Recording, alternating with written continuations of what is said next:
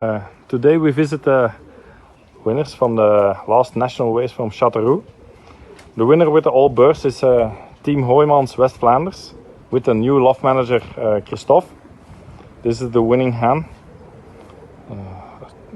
yearling hen. She's a daughter of famous New Harry, and she was the first national Chateauroux against 2,354 all birds. The ring number of this pigeon is 8559391 from 22, and the velocity was 1,527 meters per minute, and the distance from Chateauroux to Desselgem was 468 kilometers.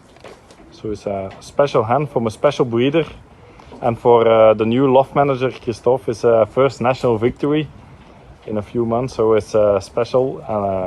Congratulations. Thanks.